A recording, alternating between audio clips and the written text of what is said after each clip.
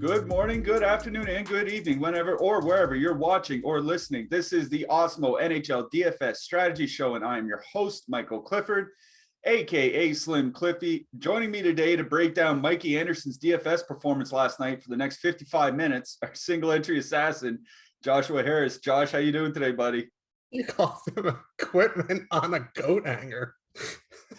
Okay, so we have to talk about this. If anybody missed yesterday's show, or yesterday in our Discord, I was talking about Mikey Anderson from the Los Angeles Kings, defenseman from the Kings. Last year, he played a lot of minutes and never did anything with those minutes. I'm talking didn't shoot, didn't block. He didn't get a shot bonus all year, only had a handful of block bonuses. Did basically nothing with 21, 22 minutes a night. Yesterday in our Discord, I posted that I ran a crunch using our projections because I do both my own and Awesemo's to see where we agree or disagree. And it gave me 10% Mikey Anderson. I got fake mad, like pretending to do that. I got fake mad at Jake Harry. I was like, why are they giving me Mikey Anderson? Of all players, you're giving me Mikey Anderson. And then sure enough, what happens? Of course, Mikey Anderson goes out, has himself a career game. He gets the shot and block bonus on DraftKings by the end of the second period. So I spent a good 5 or 10 minutes slandering Mikey Anderson, effectively calling him hockey equipment on a coat rack. And then he goes out and just completely destroys in 40 minutes of ice time. That's kind of what happens in DFS. You will always have players that burn you. Bad players can have great nights. Great players can have terrible nights. It's just the nature of hockey.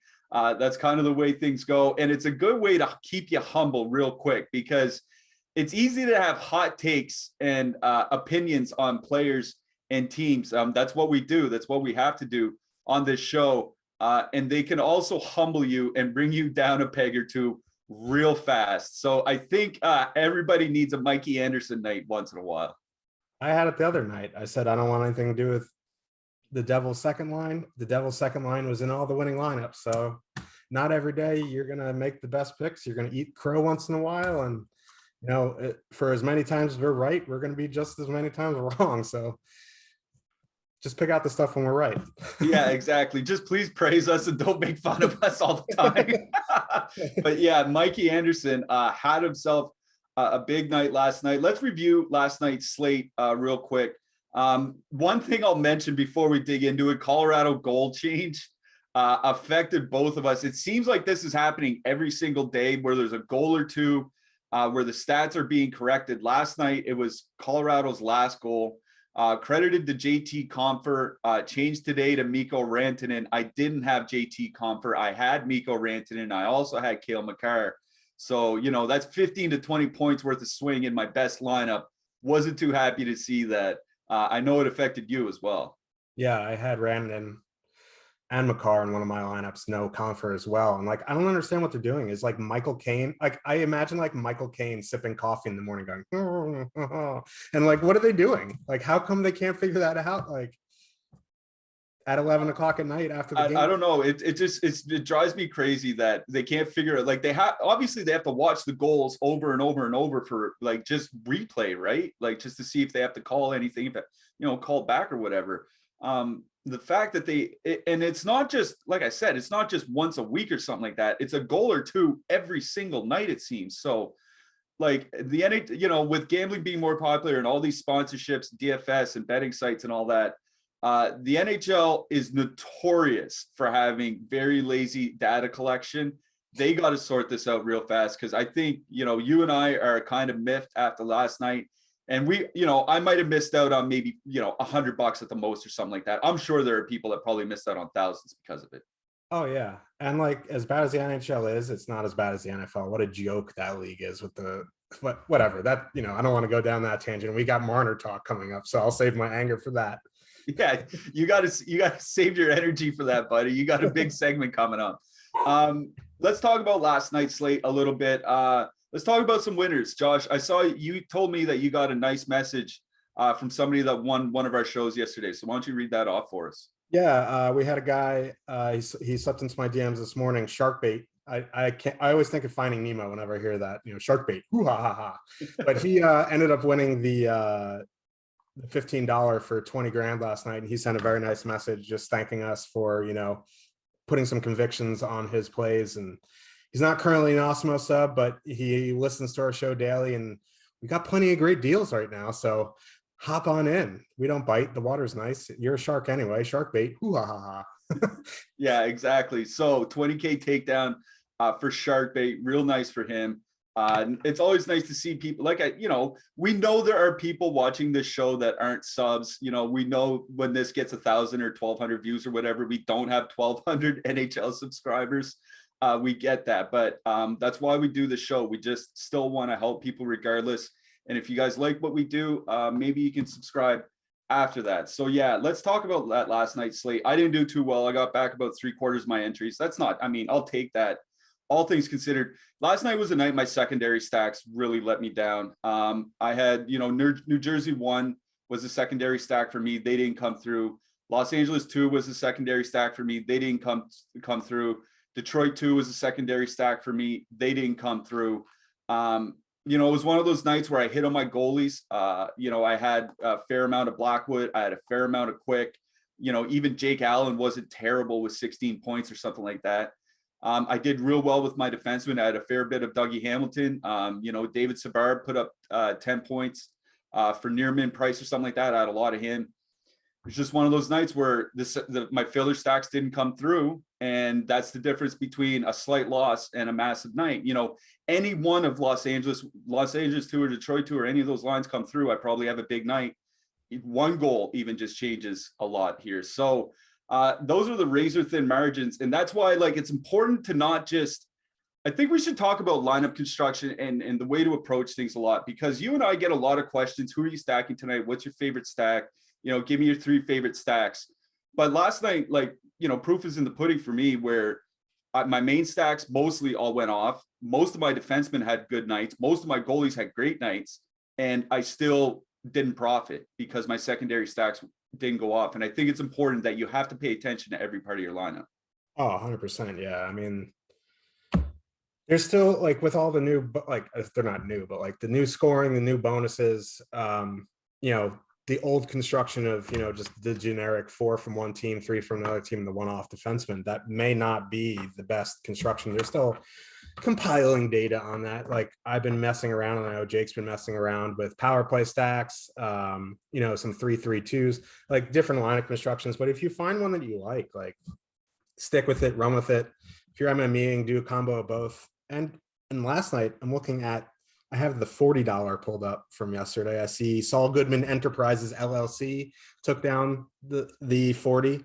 Our boss, Jake, second and third. We forgot to mention on Tuesday, because he's so humble that we forgot about it. He qualified for the live final on Tuesday. He's taking me as his +1. I haven't told him yet, but that's what's going to happen. And I see our own Vots, finished 6th in the 40 last night for 400. So some good nights for some Awesemo people. Yeah, it's good nights for Awesemo. I also saw Vots. I think he finished top 5 in the 20 max last night as well, or maybe just outside. I forget, but yeah, Vots. Vots, I think, had a good night. Vots, you guys won't see him a lot on these shows too often, but he does our Power Plays article and does some data in the background. Very smart guy to listen to if you're sitting in our Discord. I want to talk about 3 specific things from last night's slate. One is Colorado. They absolutely wasted Vancouver 7-1. And that was without Nathan MacKinnon. And I write about season-long fantasy hockey over at Dauber Hockey. And I wrote about them last night. And I wrote about this before the game. I said, I think them getting all their defensemen back healthy is more important than a healthy Nathan MacKinnon, because that top 4 of Gerard, Taves, Makar, Byram is the best top 4 in hockey. And I don't think it's particularly close. And I think that's where Colorado can really create an edge over other teams, is that their defense are constantly generating offense from the blue line and transitioning from defense to offense. And I think we're going to see Colorado just absolutely take off over the next few weeks, even though Nathan MacKinnon's still hurt. Yeah, I think Byram got a concussion last night. We won't know. They won't say. Yeah, but he was skating today just fine. So they said he's fine. They'll say upper body injury, but Yeah, no, they are very, very good puck moving defensemen. You've talked about it a bunch this season. There's a lot of teams like that are still the same offensively, but have lost the puck moving defenseman to injury or in the offseason or whatever, and they have struggled. And these guys are crazy good. And you saw when they were out, when Makar was out, other than the like Byram going absolutely crazy that one game, they did struggle a bit, but they absolutely just took the Canucks to the cleaners yesterday. And that's not going to be, if you're like, that's going to be like a common theme, I think, like not 7-1 every night, but they are going to lay some wood down to some of these poor defensive teams. Yeah. And I think it was nice to see Colorado's second line get going as well, right? Because we were talking about them a bit yesterday. We want to see how Nichushkin, might come back, all that. Scores in his first game back. If that Kadri, Nichushkin, Burakovsky line can roll, even this team is going to start pounding the hell out of other teams, even without Nathan McKinnon in the lineup. And it's just going to get even worse. I think we're starting to see the Death Star assemble itself here. One other team I want to talk about is Nashville. Nashville won 4-3 against St. Louis. Matt Duchene had a 3-point night. And Matt Duchene is a guy we've talked about a fair bit for this reason, is that his production was awful last year, 13 points in 34 games. He's actually passed that already this year with 14 points in 14 games. But one thing I talked about is like, he was generating shots and he was generating passes for his teammates. He just wasn't finishing, and neither were his teammates. And I think that's something we have to keep in mind here, because we're about a month into the season now. We have a decent sample size. There are a lot of players that are still aren't scoring, and there are a lot of players that are shooting way above what they should. And things are going to start really normalizing now. So we kind of have to look for lines that have good process. And I think Matt Duchene and their line had good process last year. And I think we should start looking for those lines this year. So I want to ask you, is there any line or any team or any player that's kind of struggled, so far this season that you think, is definitely going to turn it around over the final 5 months because maybe their points don't line up with their perception or something like that? Artemi Panarin. Thank you. I was hoping you'd say somebody from the Rangers. Yeah. And the Rangers are an interesting case to me because Mika Zibanejad, not a big play driver, but Ryan Strome and Artemi Panarin have typically had really good chemistry together, but they've struggled this year. What do you think's going on? They haven't had, second line, like they've been together, but Kakko's been in and out. He's been hurt. They've been putting, Sammy Blais there. They've been putting other people. Like Panarin doesn't have a goal of 5-5 this season. It's just bananas. Like, yeah, they're the worst Corsi team in the league right now, but that's eventually going to even out. They'll end up mid-pack, maybe at worst, or maybe at best. I don't know. But like, they're not going to be last for the rest of the season. Like Panarin's an elite player. He's going to start, scoring goals 5-on-5. It has to come eventually. And just to hit on Matt Duchene, you're telling me like I forgot who it is. You'll know that tracks shot assists. Like he was like in the top. Yeah. He led like he was in like the top 10 in the league in generating shot assists last year. They just weren't finishing, and you see it now that he's scoring more. His line mates are finishing, even with Luke Cunnin there. Like when Forsberg comes back, that's going to be a line to really watch out for. Yeah, I'm really excited to play Nashville 1 again. It feels like a couple years since we've been excited to play the top line in Nashville. And man, I just want to go back to the old days, slam top line Nashville plus Yossi and just win money. I just love those days. And then scream the Purds are purrding when they bust. And then the Purds are purrding when they eventually fail us. But that's enough for last night's slate. Congrats again to the winners. Let's hope we can get some more winners tonight. I see about 60 people watching and 24 thumbs up. If you guys could click that like and subscribe button, really helps us out. Makes us look good for the bosses, keeps these shows coming, and it keeps you up with all our shows and offers and giveaways and a whole lot more. Don't forget to click that notification bell so that you get alerts when we go live. And we also have some free premium tools and data up on the site.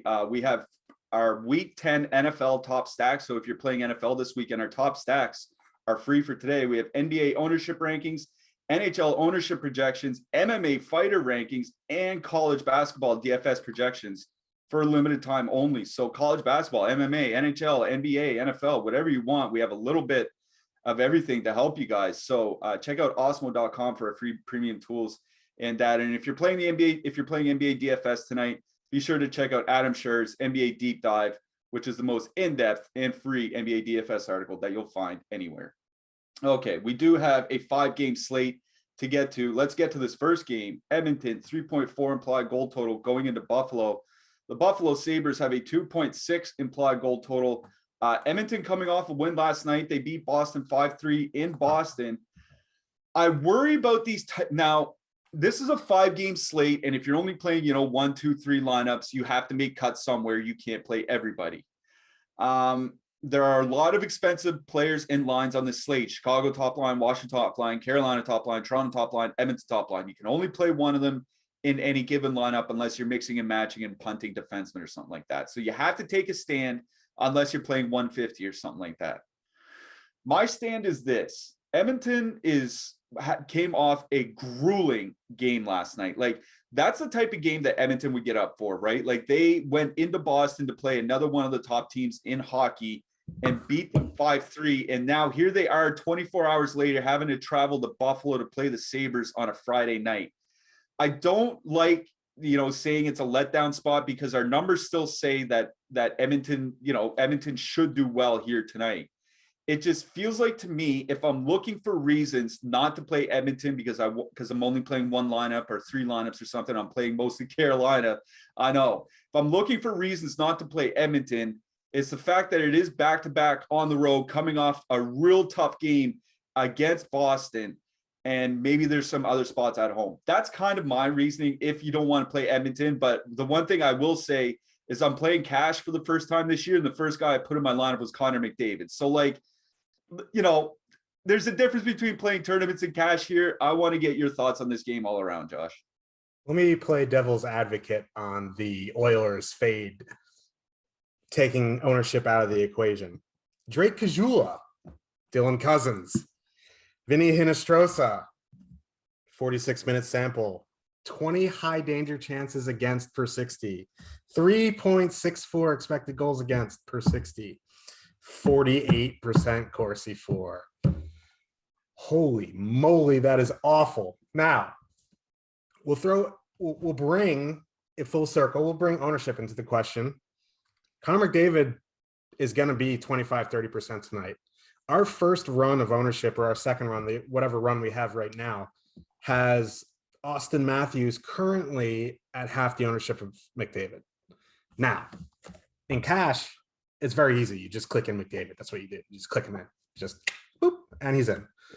Now, in GPPs, for $200 less against a Flames team, back-to-back on the road against, Sean Monahan, I think in GPPs, put a gun to my head in one lineup, I'm using Toronto 1 again over Edmonton 1. Now, MME, I think you can have, obviously you're going to have a fair bit of both. What I would caution against is one-offing McDavid and one-offing Matthews in the same lineup and putting a bunch of, value around it. Because if you think you're being sneaky doing that, you're not going to be sneaky doing that. That is going to be a very chalky way to attack this slate tonight. There is a good amount of value on this slate.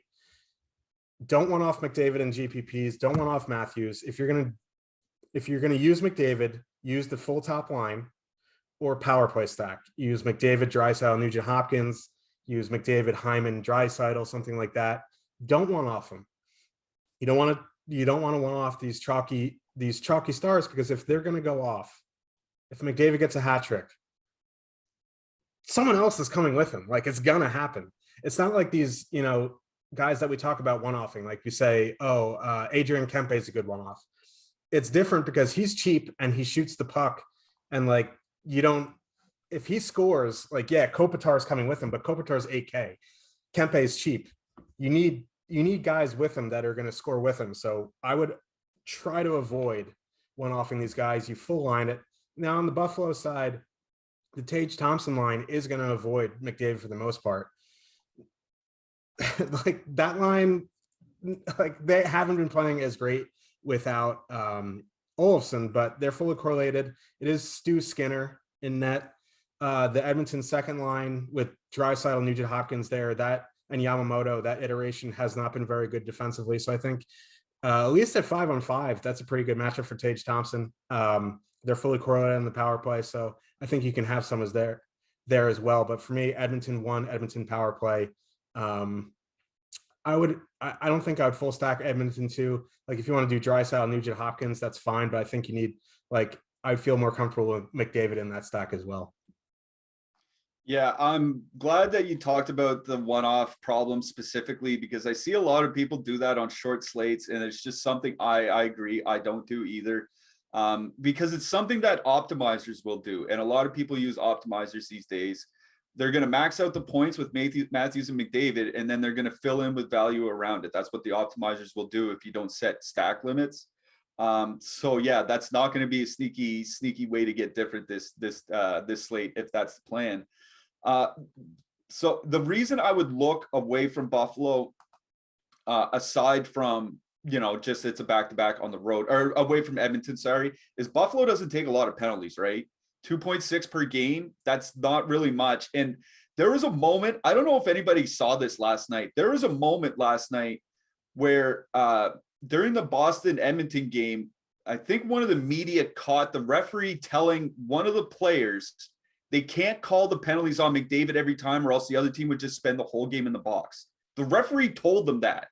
So, like, if Buffalo doesn't take a lot of penalties to begin with, and there's a clear referee bias against McDavid already, like, is Edmonton going to get the 3 or 4 power plays that they probably need tonight to get to their value? Like, that's one of the questions that you have to ask here. So, again, I love McDavid. I love that top line here tonight. 20 max, I'd probably have 25-30%. I think I'm playing 1 to 3 lineups tonight, and I think I'm fading them. That's probably what I'm going to do tonight. Playing 1 to 3 lineups is I'm going to be out on Edmonton, but like they're viable every single night. Like, just us saying that we might not play Edmonton in 1 to 3 lineups doesn't mean don't play them, right? Like, they can smash absolutely anybody. That's why they have the highest implied goal total. On the Buffalo side, I think Buffalo can kind of get overlooked here, because I agree with you on that Edmonton second line. They're being held up by the goaltending. They're not being held up by good defense, and they're starting Stuart Skinner again in net. Now, he had a good first game. You got to wonder how much an AHL goalie can hold up. I know it's only Buffalo, but at the same time, I think we can get some good second line matchups. So yeah, 2-man Thompson and Skinner, something like that, I think is just fine. Full stacking the top Sabres line, I think it's just fine. I kind of like Buffalo 1 here tonight, going against that weak second line for Edmonton. On the blue line, I think there's some interesting choices to be made here, because Evan Bouchard, I think, is just flat. Like, he's by far Edmonton's best defenseman. I don't think it's honestly close. And he's an excellent puck mover, priced pretty reasonably. Like, I could see this being a game, maybe he gets a goal and assist or a couple assists. Nobody else does a lot, but he has a good game. I like Evan Bouchard here. Obviously, if you want to play Darnell Nurse in a stack or one-off, I think that's fine. But Bouchard is the guy that I'm targeting. On the Buffalo side, I noticed Colin Miller seems to be earning some more ice time, but it's getting expensive. 4,300 on DraftKings. I think that's too high for me. So, maybe Mark Pysyk down to 2,700. He's going to pop for value. So Pysyk on Buffalo, Bouchard on Edmonton. Those are the guys I'm looking at. Anybody else for you? Yeah, and I just give a word of caution for people power play stacking Edmonton with Barry. Barry only played, I think, like 13, 14 minutes last night. He's literally just getting power play minutes, and that's it. He is Keith Yandel. Just a more expensive. That's exactly what he is right now. So yeah, I think Bouchard is the guy at 4,900. If you prefer Nurse, like, by all means, play Darnell Nurse. But Bouchard at 4,900 getting the minutes, I think, is the guy I'd go to as well. Yeah, all right. I'm good with that. Get access to all the great Awesemo Plus tools and content for nearly every DFS sport out there with an Awesemo Plus weekly pass for $29.95. This includes full access to all the premium content and tools on Awesemo.com, including player projections, ownership projections, our premium Discord, lineup builder, and a whole lot more. If you're a new user of Awesemo Plus Platinum, you can take advantage of the promo code we have for this show, which is NHL Strategy Show, all caps, all one word. That's NHL Strategy Show for 25% off your first week of Awesemo Plus Platinum. You can find the link to activate this coupon in the description of the video below. Of course, if you're only looking to play NHL DFS, then you can sign up for one of our NHL Awesemo Plus packages for as low as $3.95 a week. Stop guessing, start winning. Join Awesemo Plus today. That's promo code NHL Strategy Show, all caps, all one word, for first-time users. 25% off your first week of Awesemo Plus Platinum. And again, if you want to check out what we have on the site before spending any of your hard-earned cash, we do have those free premium tools and data up. Again, week 10 NFL top stacks, NBA ownership rankings, NHL ownership rankings, or projections, MMA fighter rankings, and college basketball DFS projections. So lots to check out for free on the site. You can see what we're all about. And if you want to spend a little bit of your cash with us, NHL Strategy Show, all caps, all one word. All right, let's get to this next game. Calgary, 2.5 implied goal total. They're going into Toronto. The Leafs have a 3.2 implied goal total. I'll be honest, like, this is a fascinating game to me, especially where they started Jacob Markstrom last night in Montreal and they lost.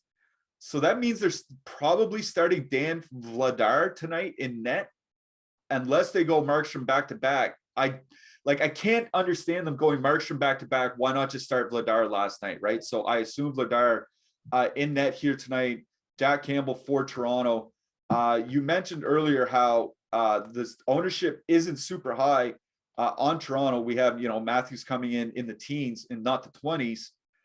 What do you think about Toronto on this game? Because 3.2 at home, obviously tied for the highest home implied total. We can't just ignore them. But Calgary's a pretty good team, just with going with their weaker goalie for some reason. Yeah, and at first I was like, man, that ownership doesn't make sense to me. But then you realize if you two-man Austin Matthews and Willie Nylander, it is 16-9 to two-man. Then you go up and you see Hyman McDavid, it's only 15-5. So it's 1,400 more to get in Matthews Nylander than McDavid Hyman. Maybe that has something to do with it. I think Toronto's ownership does creep up during the rest of the afternoon, but I still think they're going to come in lower than McDavid's line. And I like this line a lot. I think I like them a bit more because what Toronto does at home is they send Tavares out against top competition for whatever reason. Mitch Marner, elite defender. Okay, whatever. He's going to go out against, Lindholm, Gaudreau, Tkachuk. And okay, that frees up Matthews, Nylander, Bunting to go out against Monahan, Mangiapane, Coleman. And Monahan, Mangiapane have pretty good historical numbers together. But that's over the past few seasons. Like, Monahan is still he's okay. He's still declining. So Coleman and Mangiapane, good two-way players. But I think that line can be had with Monahan at center. Like, Matthews is one of those guys who is, matchup proof. And he's just going to run over Monahan pretty much. So like at 10%, yeah, even if it comes up to 20, if he's lower than McDavid, I want Toronto 1 here. I think, Nylander 6% right now, Bunting 4.7. I think you can full stack there. If you want to leave Bunting off and put in, Tavares to go 2C, one wing, that may actually be more popular than putting in Bunting, to be honest with you. So I think what I'm going to do is full stack Toronto 1. Toronto 2, like at 10, 11%, higher ownership percentage than Toronto 1. Going into the Lindholm Tkachuk matchup, I think I'm going to be pretty much under the field there. Kerfoot's also a center on DK, so that's going to be a 2C, 1 wing build there. Not that matters too much unless you really like another 2C, 1 wing build. So Leafs 1, Leafs power play for me. On the Flame side, back-to-back on the road, coming off a clunker. Like, they looked awful in Montreal last night. Like, Montreal's not good, and they look terrible. But, like, Calgary 1 is coming at 2%, and that is drawing me to them a little bit.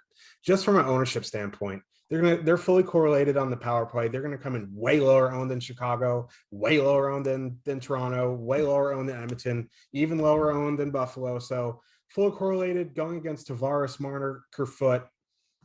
Okay, like, it doesn't scare me. They don't have the play driving numbers that Matthews does.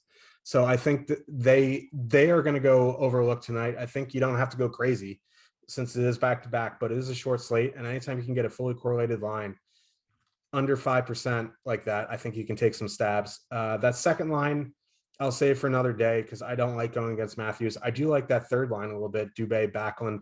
The Leafs depth like hasn't been terrible, but if you need a two-man, I don't mind Dubé, Backlund. I was actually going to go to the other side on that third line and go to like Engvall Kasha or something like that. But let me talk, a little bit more about the top six. I agree with you that I really like that Toronto top line matchup. I do think I wrote it. I talked about how I write about season long fantasy hockey. I did write about the Calgary lineup or the new Calgary lineup last night, and specifically Coleman and Mangiapane with Monahan as the center. When Monahan was rolling like a few years ago, the shot rate from the slot was insane. Like that's where he made his living, was shooting from the slot.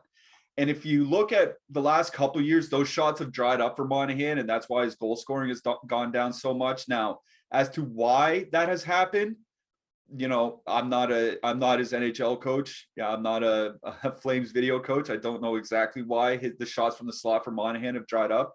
I just know that they have. What I also know is that Blake Coleman's one of the best two-way wingers in hockey. And Andrew Mangiapane, if you look at his profile, he's very good at driving high danger chances. Like whether he's shooting or passing the puck, he's good at driving them and has been for a few years now. So I think Mangiapane can help Monahan get back on track offensively. I just don't know how much he's going to help him defensively. And that's why I still like the Matthews line. Because Coleman, yeah, he's a really good two-way winger. I don't think the other two guys can hold their weight against Nylander and Matthews. And then, talking about the ownership that you mentioned, we have the Toronto top line coming in at 7%. That's really low for a 5-game slate for this top line. They're, like you said, they're pretty much matchup proof. I don't see any reason not to play them. In your 1 to 3s, this is the line, one of the lines that I'm definitely looking at is that Toronto top line. Like their numbers are ridiculous. Like, we talk about, oh, you should play them, you should play them. This is why you should play them. 77 shot attempts per 60 minutes, controlling 60% of the shot share. That's like, those are Bergeron Pasternak numbers, honestly. Like this is genuinely Boston 1. So the difference being Toronto sucks on the power play. So that's a little bit of a problem here. And that's probably what keeps, some Toronto projections in check, is that their power play hasn't been good for like 3 years now. And, that's what separates Matthews from McDavid. Like if Matthews could put up 40 to 50 power play points this year, he's a $10,000 player, just like McDavid is. The problem is that he can't. That's kind of the issue here, but Calgary's not a big penalty team anyway. They're like middle of the pack.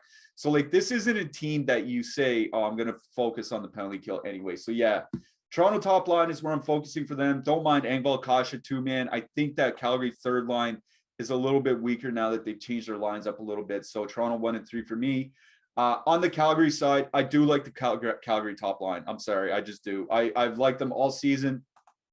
Their numbers are still absolutely phenomenal. If we look at Calgary's top line numbers, 58% of the shot share, 68 or 65 shot attempts per 60 minutes, and almost 3 expected goals per 60 minutes. That kind of a tougher matchup going into Toronto, but I'd much rather have them face off against Tavares and Marner than Matthews and Nylander.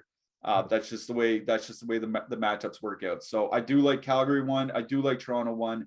Maybe mix in some Toronto 3 for your filler stacks.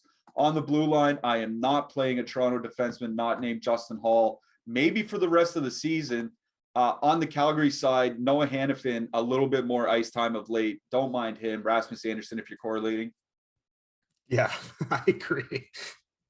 Scorched earth on Muzzin. Pour one out for the homie Muzzin. Well, I can see playing Muzzin because he still has a decent block rate. But if I'm going to play a guy for blocks, I'd rather just save the $1,400 and go play Justin Hall, right? How about that Riley contract? Holy.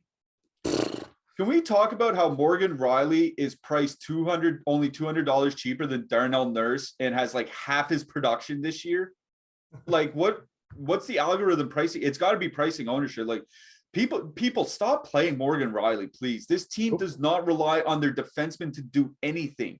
It's all about their forwards. The only defenseman that does anything is Justin Hall lays down in front of Jack Campbell once in a while. Anyways, do you have any defensemen you like? I'm probably going to pick Morgan Riley for my hat trick pick now. No. Why did I say anything, right? No, but I agree with you on your takes there. All right, let's move it along. We have partnered with Yahoo Fantasy this NHL season to bring you some great offers. Check out our exclusive limited time offer, which gets you 1 free month of Awesemo Plus Platinum. To qualify, you need to be new to Yahoo. Sign up for an account via the link below. Deposit and play. That's it. Yahoo will send us your name after you play in your first paid contest. We will reach out via email with your coupon. If you need immediate access, email support@awesemo.com and we'll get you set up right away. You can also claim a free $10 below, which can be used to enter any Yahoo contest.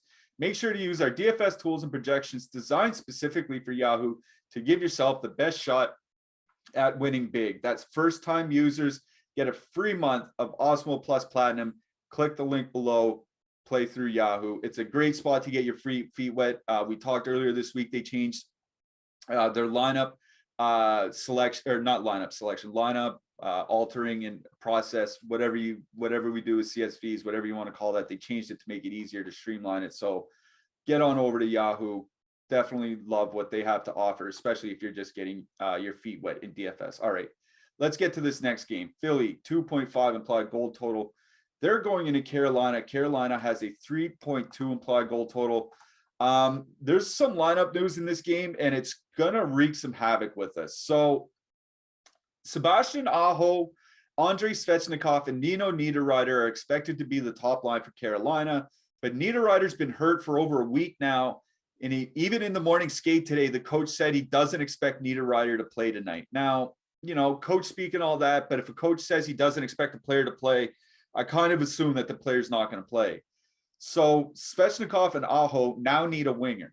But the second line is Trocheck, Kotkaniemi, and Martin Necas. And Necas is also a game time decision here tonight. Now, Seth Jarvis, who is their top forward prospect, was skating on the top line with Svechnikov and Svechnikov and Aho all week. And now this morning, they put him back on the fourth line to move Nino up and then say Nino's probably not going to play.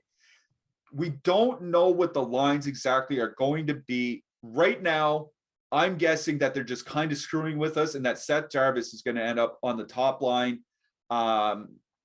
with Svechnikov and Aho. And then Necas will roll out on the second line with Trocheck and Kotkaniemi. And that would move Teravainen down to the third line with Jordan Staal and probably Jesper Fast or something like that. And then if Necas is out, they can just move Teravainen up to the second line with Trocheck and Kotkaniemi. So I'm building my lineups like Seth Jarvis is going to be on the top line for Carolina here tonight, but I want everybody to know that that's just an educated guess on my part. There's no indication from the coach, from the team, or from lineups that that's actually what it's going to be. We won't know who's in and out until warm-ups start here in about 4 hours. So that's just where we are on Carolina. Now that that's out of the way, I think there's stuff to like on both sides here. So what do you like, Josh? Yeah, the problem, like Seth Jarvis being 2,500 on the top line, like, yeah, that makes them very playable because Aho and Svechnikov are expensive, but they're probably going to get a fair bit of Couturier tonight. And I just want to say something about that. That's something I also should have mentioned. The line matching for Carolina has changed this year. Earlier in the year, they were using the Aho Svechnikov line as the shutdown line. Their last few home games, they used the Jordan Staal line a little bit more. They're at home against Chicago and at home against Boston, and they put Jordan Staal out against Taves without Patrick Kane in the lineup, and they put out Jordan Staal against the Pasternak line. Now it's only 2 games, maybe 3 that they've been doing that, so it's not like guaranteed this is what's going to happen tonight, and it sucks because it like that matchup. This matchup is very important. There's no more important line matching on the entire slate tonight than in this game. I feel very strongly about that. I'm not sure exactly how it's going to break out, but I'm operating under the assumption that Jordan Staal's line at the very least is going to get the majority of the Couturier matchup. And that would allow, you know, Aho against the second line and then Trocheck against the third line. So, okay, I really like the Aho line tonight. No, like, listen, if Staal has been going out last year against the top comp. So it was weird that they did change it up early in the season that Aho was going out. So it does make some sense that Stahl Fost would see Couturier. Fost is a good two-way player. Stahl is Jordan Stahl. Like, he's a decent defensive center. So if that's the case, I do like that Aho line. And I really do like that second line as well, but it depends who's there. Like, Kotkaniemi, Trocheck, Netchis has been pretty bad. If Teravainen's there, like, I think I would use that line more, just because that the second line for the Flyers, the second and third lines for the Flyers aren't great. So if it is Stahl going out against Couturier, the top six is definitely in play for me for Carolina. And then on the Flyer side, you know, you see the ownership on the Flyers right now, like 1-2% on the top line. The Stahl matchup doesn't really scare me too much. Carolina is a pretty decent defensive team, but again, 2% on a 5-game slate. Like, the 2.5 total feels a bit low to me. I think I don't know what exactly that is all about, having but it's the same thing with Calgary too. I thought Calgary's was a little low, but you know, they're Vegas and I'm an idiot, so I'm going to go with them. Yeah, I mean, it's a 5.5 right now, but it looks like it may move to 6, but I don't know, like 2.5. I mean, the offense is probably going to come from the top line, and, you know, Stahl, Faust, pretty good, but not something I'm going to not stack the Flyers top line at 2% fully correlated on the power play. So Carolina top 6, Flyers 1. It's really about it. Like, this is an MME game for me. There's nothing I'm going to have like a primary focus on. Yeah, I kind of like that Carolina top line because, like I said, I'm operating under the assumption that Jarvis is on the top line and that they're going to get the second line matchup from the Philadelphia Flyers. And that specific matchup against Philly is a very good one. The Flyers second line, Farabee, Atkinson, Brassard, 45% shot share. They're basically break even by expected goals, 2.4 expected goals against per 60 minutes. They're by far Philly's weakest line. And that's why I said I think the line matching matters a lot here tonight, because if you're going to put out Carolina's top line against Philly's weakest line, in a situation where Carolina is not really carrying a lot of ownership, we have Carolina's top line at 7%. And if Seth Jarvis pops up on the top line at warmups, he's going to be like 1, 2, 3% owned, right? So that top line as a 3-man could easily be the lowest owned top line on the entire slate here tonight, and could get that Brassard matchup, which is a good one, which is why I like that Carolina top line here tonight. So I'm going to gamble with them. I'm in on Carolina's top line. That's where I'm focusing. Don't mind Carolina's second line. If you want to use them instead, try to get eat some deeper matchups from Philly. I just think Carolina's top line, like Svechnikov and Aho, whenever I have a chance to play them at reasonable ownership, I just always play them. And you give me a 2,500 Seth Jarvis. Like, I want to talk about Seth Jarvis because sometimes a player just gets thrown up there and he's just a guy. Seth Jarvis is not just a guy. He had 1.8 points per game in his draft year as a junior. And then he was over a point per game last year in the AHL. When he was drafted over at Dobber Prospects, the sister site to Dobber Hockey, which is where I write and they do all the junior stuff, they had him projected as a superstar coming out of his draft year. They had him falling way too, like Carolina got him like 13th overall. They had him falling way too low in the draft. So Seth Jarvis is a legitimately good prospect. Carolina won for me. On the Philly side, I would probably take some Philly 1 here tonight just because of ownership in my 20 max, 150 max. 1 to 3 lineups, I'm not playing Philly 1. 2150 max, I'm absolutely getting 5% of them or something like that, just because Carolina takes so many penalties. They're the most penalized team in the hockey. That perfectly correlated top line can absolutely get a couple goals here tonight. So if you're 20 maxing, 150 maxing, definitely get some Philly 1 in there. If you're 1 to 3 maxing, I think you can leave them alone. On the blue line, Jacob Slavin is definitely a play for me, assuming Brett Pesce is still out. Anybody else stick out to you? Not really. I mean, if you want to correlate with the power play of Tony D, I guess that's fine. Flyer side, like, I don't even want to include Keith Yandel in my Flyers 1, but I guess you can. Sanheim, Ristolainen are guys I would consider as one-offs. Yeah, I like the Risto one-off is one of those things, like, I'm playing it until it works for me, man, because eventually it's got to come through. The Awesemo Hall of Fame. Seth joined it a couple days ago. Ship My Money joined it last night. Jake joined it on Tuesday. And if you guys want to find out how you can join the Awesemo Hall of Fame, this is how you can do it. Download the Awesemo avatar from awesemo.com/avatar. Place in the top 3 of a contest with over 5,000 contestants, and then tweet the wins to the Awesemo Hoff account. That's Awesemo HOF on Twitter. That's it. Win a free month of Awesemo Plus Platinum for entering the Awesemo Hall of Fame. But I'll remind you, you can only win 1 free month per calendar year. And you guys will see some of the winners pop up. Of course, Ship My Money took down 40K in basketball not long ago. He's also been doing well in basketball. So nice to see Adam. Remember, his deeper dive article is free up on the site. So if you want to see how you can possibly chase winnings like Adam, eventually be sure to check out his article on the site. And you don't have to win 40K. We celebrate the $20 winners here, as well as Keg Stand Bro points out shipping the nickel. Whether it's $20,000 or $20, place top 3 in a contest and you can enter the Awesemo Hall of Fame. All right, get to our next game. Washington, 3.1 implied goal total. Going into Columbus, the Jackets have a 2.5 implied goal total. Early runs has Washington as one of our more popular lines on the slate. In fact, we have them coming in 5th now at about 15%. I think Washington coming off the game last night, I think that feels about right for me for their ownership. But believe it or not, it's not the Washington side that I'm interested here tonight. But I want to get your takes on this game first. So I thought it was John Tortorella that made me hate the Blue Jackets. I just hate the Blue Jackets. It's just like they're one of the worst teams for DFS, and it drives me crazy. At least you know it wasn't Torts. At least you know it's not him. So at least if you meet Tortorella at some point, you guys can be friends. Yeah, and he's a dead ringer for my dad. It's hilarious. So I'm gonna have to get them in a picture. But I hate this game. I hate this game so much. This is my least favorite game on slate. Ovechkin 9,300 coming off a game where he got a lucky secondary assist. No shots, no block shots. I guess you go back to him. Like I'm not super enthusiastic about anything on the Capitals side here tonight.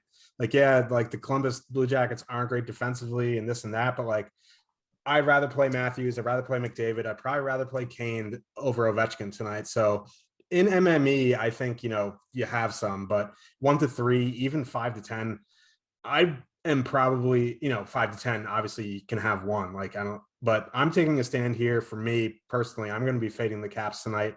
And on the Blue Jackets side, like the ownership on the cylinder line is, 15%. And I understand it because they're not fully correlated, but they get power play time. They're cheap. They're probably going to be a popular filler with, Edmonton and Toronto. I don't know. Like they're going to get the Kuznetsov Ovechkin matchup, and they've been pretty good. I think I go to the Nyquist Jenner Bjorkstrand line. They're going to get, I think, McMichael, Sheary, Sprong. And McMichael, Sheary have decent numbers, but the sample isn't very big, and Sprong sucks defensively. So I like this Bjorkstrand line. Nyquist is min priced. He's just like a cone with a skate and a stick right now, but like min price, you can do worse than Gustav Nyquist. And Jenner Bjorkstrand, I can't pronounce his name, but like power play 1, Bjorkstrand is my favorite player on the Jackets, even when Line A is healthy. He's a shooter. He scores. We like it. So Columbus 2 for me. I'm out on Washington. I wish this game didn't exist. So I got real excited when you started talking about the Jenner Bjorkstrand line, because that's also the line that I'm on here tonight. But I want to talk about Washington first. I get that people aren't super excited about them, but I think we should mention the special teams matchup here. Columbus is 10th by most power plays given to the opponent, and Washington is 5th in drawing penalties. So the Caps could get like 4 or 5 power plays here tonight. And, you give Ovechkin that many power plays and things can go real wrong real fast for you. So I think that's where like some of the excitement will be coming from Washington.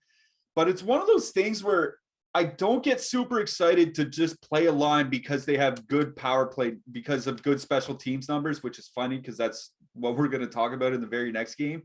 So like, if the only reason I really want to play Washington tonight is that I hope they can get 4 or 5 power plays, that's not a good enough reason for me to, build my lineups around that stack in particular. So if you want a Washington power play stack in your 20s and 150s and all that, by all means do it. It is a good special teams matchup for them. I'm just playing 1 to 3 lineups tonight, so I think they'll probably not find their way into my lineup. So out on Washington, I wanted to mention Connor McMichael and Connor Sheary this year, when they're not playing with TJ Oshie, their paces are insane. Like, I'm talking 70 shot attempts for, 70 shot attempts against. Like, they're just skating up and down the ice, taking shots. So if you're going to trade chances against Jenner and Bjorkstrand, I'll take my chances with Jenner, Bjorkstrand, and Nyquist. So I actually do like that Columbus top line here tonight. They're one of my favorite, kind of sneakier stacks on the slate. We don't have much ownership on that Columbus top line. I'm looking at it right now. We're looking at about 10%, which I guess is high, but I don't think it's not enough to keep me off of them. And you can fit in your Carolinas and your Chicagos and all that with them. So yeah, I'm in on Columbus, the Bjorkstrand line here tonight. Not in so much on Washington, but if you want to play power play one, that's fine. Blue line, Jake Bean has been playing a lot more minutes lately, so I don't mind playing a little bit of Jake Bean for 2,700. Anybody else stick out to you here? Jake Bean, my boy, I got his 2-goal game like 10 days ago. Zach Werenski, if you want to play him, that's fine. Carlson, only if you're using Ovechkin. Like, Carlson's one of those guys I don't think I would one off. He'd be just in power play stacks only. Orlov's okay, I guess. At 4,100, I wish he was 3,100. So Gavrikov, if you need some block shots, I'll probably butcher that name, sorry. But I know you're an avid watcher. You can correct me, Vladislav. But yeah. I think it's Gavrikov, actually, like paprika. But anyways, we're about 5 minutes from getting out of here. Before we do, if you guys could give us a thumbs up and a subscribe. We've cracked 65,000 subscribers. We're on our way to 70. Makes us look good for the bosses. And click the notification button so you get alerts when we go live. And we do have a bunch of shows coming up for the rest of the day. Right after us, you have the Yahoo NFL Sunday show coming up. After that, you have the College Football Prize Pick show with Vanek and Gashevsky, which is a name that I know that I just butchered. And then after that, we have our NBA double dose, the deeper dive and live before locks, starting at 4:45 Eastern, going right into NBA locks. So NFL, college basketball, NBA, all coming up for you guys after this. Final game, Arizona 2.3 going into Chicago. The Blackhawks have a 3.2 implied goal total. I'm just going to talk about Arizona real quick. I'm not playing them. They're scratching my favorite players, so I'm doing it out of spite. Dmitry Yaskin is a scratch. Alex Galchenyuk is in the lineup. We don't know what the lineups are going to look like until warmups. And this is the last game of the slate. You just can't change any players around. You have to do with what you have. So I expect Keller and Andrew Ladd to be a pair together. I expect Jay Beagle and Antoine Roussel to be a pair together. I expect Johan Larson and Phil Kessel to be a pair together. And then they just mix and match wingers after that. I know this game's all about Chicago anyway. So what do you think, Josh? Can I just say, like, it puts a smile on my face to see Jujhar Khaira at 10%. That's my boy. That means we have a little bit of influence, maybe. Yeah. Or maybe it's just that he's playing on the second line. Who knows? My boy. Yeah. Arizona's terrible. Chicago's going to be super chalky. And, like, I get the play, but they're also terrible. Like, they're not a good team. Like, but listen, DeBrincat, Doc, Kane, fully correlated. Kane coming in around 30%. That's really high. I'd rather play Matthews. The thing, like, that worries me is Kirby Doc suffers from Nick Schmaltz syndrome. Like, he just doesn't shoot. And I think that's a big problem for talking about stacking this team because of the power play. He's going to have to Wenberg your way there. Like, he's going to have to get a couple assists. He just doesn't shoot the puck. I don't know why. Maybe his wrist is still bothering him. I don't want to, send that out into the universe, but, like, he just hasn't been shooting. I think for me, if I'm going to do a 3-man on the power play, I think it'd be DeBrincat, Kane, and Seth Jones. I just locked in the multi-point game from Kirby Doc, but I think for me, DeBrincat, Kane, Jones is where I'd look. I think you can even do that in cash. I do worry about GPPs. Like, I'd rather use the Toronto top line there. But this is an unbelievably good power play spot. Scott Wedgwood in net for the Coyotes. You asking out like Alex Galchenyuk, bringing in that defensive prowess, like it's just not going to matter. I kind of like that second line too. Kubalik, Taves, and Kaiara. Like Jujar, my boy, is min price, and I want to see him get a run. The ownership is still a tad bit high for me. I don't mind, Kubalik, Taves, 2-man as a filler, but ownership does bother me. Out on the Coyotes, power play stacking for the Hawks. Yeah, I'm out on Arizona as well. I'll aside from what you said, I'll mention Chicago 3 because Adam Gaudette is down on that third line now playing with Dylan Strome, and I am an Adam Gaudette stan and will be for the rest of my life. So Strome Gaudette, I think, makes a nice 2-man if you want to go with a super expensive Edmonton stack or something like that. We got to get out of here. Before we do, Josh, I'm going to ask you for your hat trick and your goalies. My hat trick pick for tonight is Oliver Bjorkstrand, and my 2 goalies are Carter Hart and Jack Campbell. Who you got? Yeah, I like both goalies in that game as well, are Carter Hart and Jack Campbell. I actually don't mind Freddie either.